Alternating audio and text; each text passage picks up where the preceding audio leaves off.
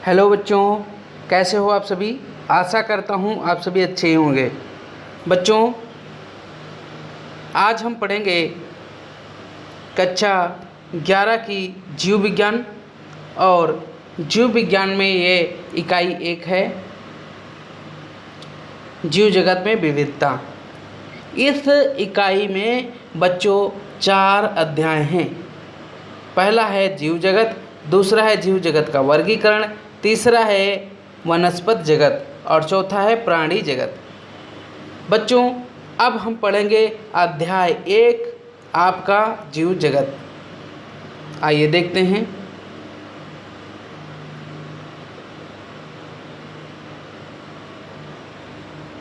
जीव जगत आपका पहला अध्याय है।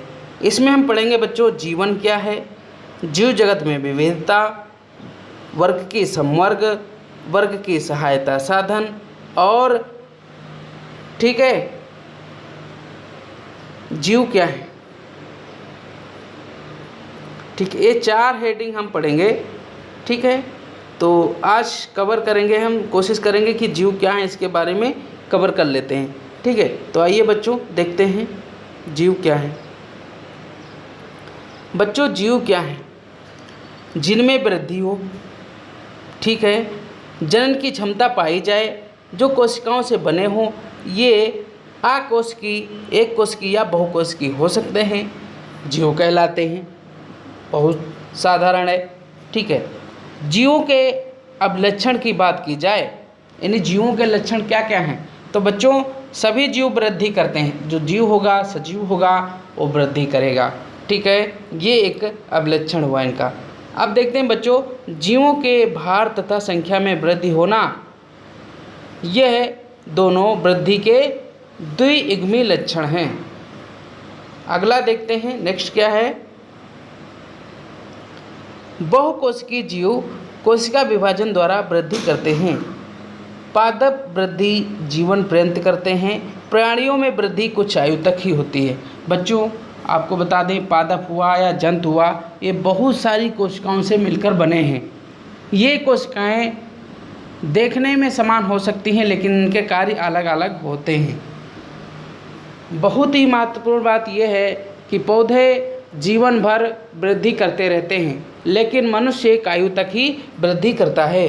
अपवाद के तौर पर देखेंगे हम लोग, भार वृद्धि है, किंतु निर्जीव में भी भार होता है। अगर कोई निर्जीव वस्तु है उसमें भी भार होता है। क्या वह भार के तौर पे आप कह सकते हो सजीव है? नहीं, बिल्कुल नहीं, क्योंकि यह वृद्धि उनकी सतह पर पदार्थों के एकत्र होने के कारण होती है, और जीवों में यह भार वृद्धि अंदर की ओर होती है। बच्चों, कोई अगर माटी का टीला पड़ा हुआ है तो आंधी तूफान आने के कारण से उस पर धीरे धीरे धूल जमती चली जाती है, और वो माटी का टीला बहुत बड़ा हो जाता है और उसमें भार बढ़ता चला जाता है। लेकिन जीवों में ऐसा नहीं है, जीवों में बाहरी वृद्धि नहीं होती है, आंतरिक वृद्धि होती है।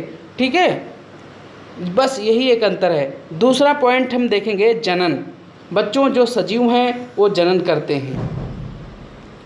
ठीक है, वृद्धि के संदर्भ में इस तथ्य की व्याख्या होती है।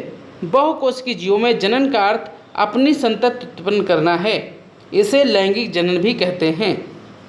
बच्चों, हर जीव अपनी पीढ़ी को बनाए रखने के लिए अपनी जैसी संतानें उत्पन्न करता है, जिसे हम लोग जनन कहते हैं। जनन 2 प्रकार का होता है। नंबर 1 लैंगिक जनन होता है और नंबर 2 अलैंगिक जनन होता है। ठीक है बच्चों, अब देखेंगे कि लैंगिक जनन यूकैरियोटिक जंतुओं में होता है, जबकि अलैंगिक जनन प्रोकैरियोटिक कोशिकाओं में होता है।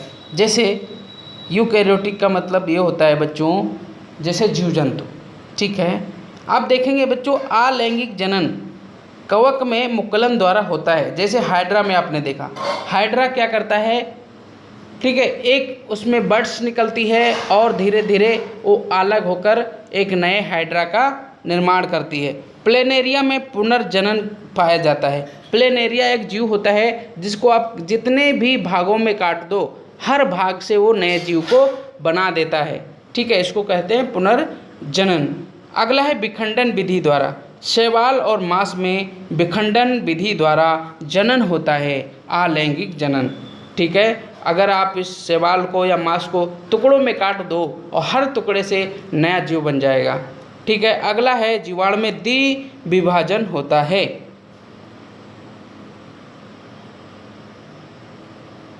बच्चों, अपवाद के तौर पर हम लोग देखेंगे खेसर या खच्चर, जिसको ईंटें ढोने के काम में लाया जाता है, और कामगर मधुमक्खी, इनमें जनन नहीं होता है।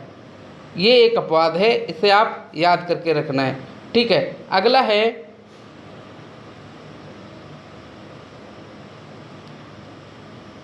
है उपापचयन तथा सभी जीव रसायनों से बने होते हैं।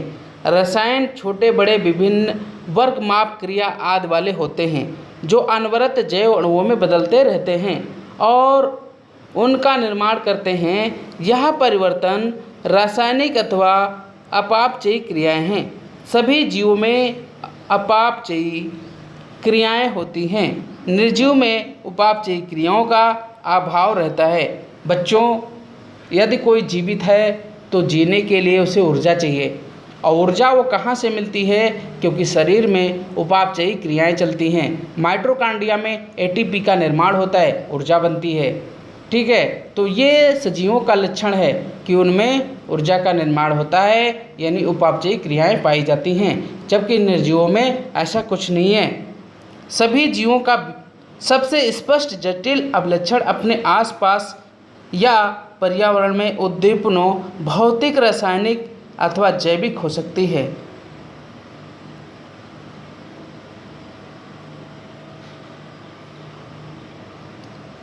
बच्चों, प्रतिसंवेदनशीलता या प्रतिक्रिया करना, जैसे मनुष्य अपने संवेदन अंगों के द्वारा पर्यावरण से अवगत होता है, जैसे प्रकाश, पानी, ताप। अन्य जीवों में प्रदूषणों आदि जैसे हास कारणों के प्रति प्रतिक्रिया दिखाना। ठीक है बच्चों, अगली हेडिंग हम लोग पढ़ेंगे जीव जगत, जो दूसरे वीडियो में आपको पढ़ने को मिलेगा।